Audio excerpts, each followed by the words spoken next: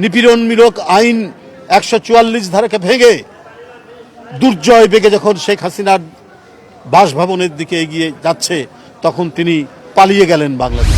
যারা আয়নাঘর বানায়, যারা কনসেন্ট্রেশন ক্যাম্পে বানিয়ে সেখানে বছরের পর বছর আটকে রাখে, জাতীয়তাবাদী চিন্তা চেতনায় আদর্শে উদ্বুদ্ধ নার্সেস অ্যাসোসিয়েশন অব বাংলাদেশ তাদের ২১তম প্রতিষ্ঠা বার্ষিকী উপলক্ষে মহান স্বাধীনতার ঘোষক, বহুদলীয় গণতন্ত্রের প্রবক্তা, আধুনিক বাংলাদেশের রূপকার শহীদ রাষ্ট্রপতি জিয়াউর রহমানের মাজারে তারা ফাতেহা পাঠ করেছেন এবং পুষ্পাঞ্জলি এখানে দিয়েছেন।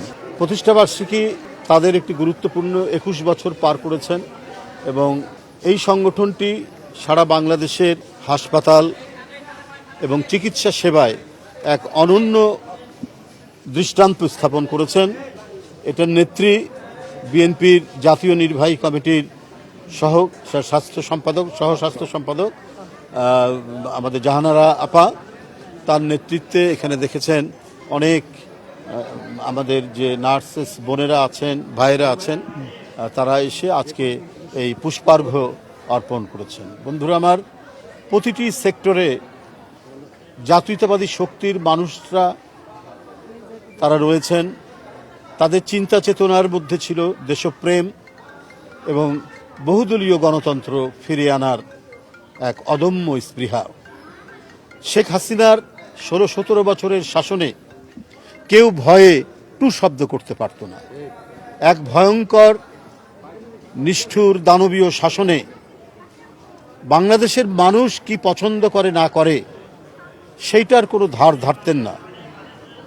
তিনি যা বলতেন সেটাকেই বেদ বাক্য হিসাবে মেনে নিতে হবে, এটাই ছিল শেখ হাসিনার অভিপ্রায়। তিনি সেটাই চেষ্টা করেছেন।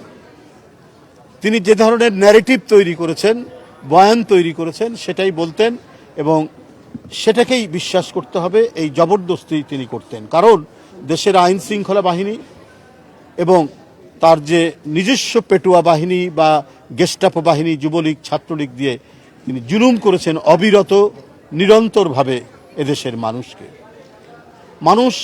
মানুষের পিঠ এমনভাবে তিনি ঠেকিয়ে দিয়েছিলেন যে মানুষ তার জীবনের মায়া তুচ্ছ করে তার পতনের জন্য ঐক্যবদ্ধ হয়ে রাস্তায় নেমেছে।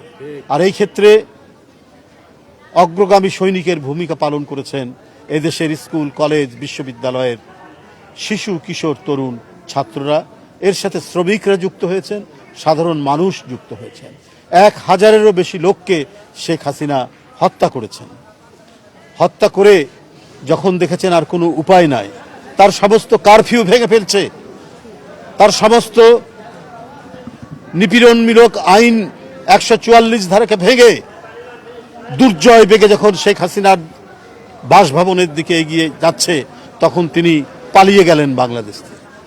তার মন্ত্রী বলেছিলেন যে সে বঙ্গবন্ধুর কন্যা পালায় না, কত ইনিয়ে বিনিয়ে তিনি বলেছেন ওবায়দুল কাদের সাহেব। কোথায় আজকে শেখ মুজিবের কন্যা? জনগণকে, নিজের দেশের জনগণকে যারা অত্যাচার করে, যারা আয়নাঘর বানায়, যারা কনসেন্ট্রেশন ক্যাম্পে বানিয়ে সেখানে বছরের পর বছর আটকে রাখে, তারা এই দেশের পরিচালক হবেন কি করে, হতে পারেন কি করে?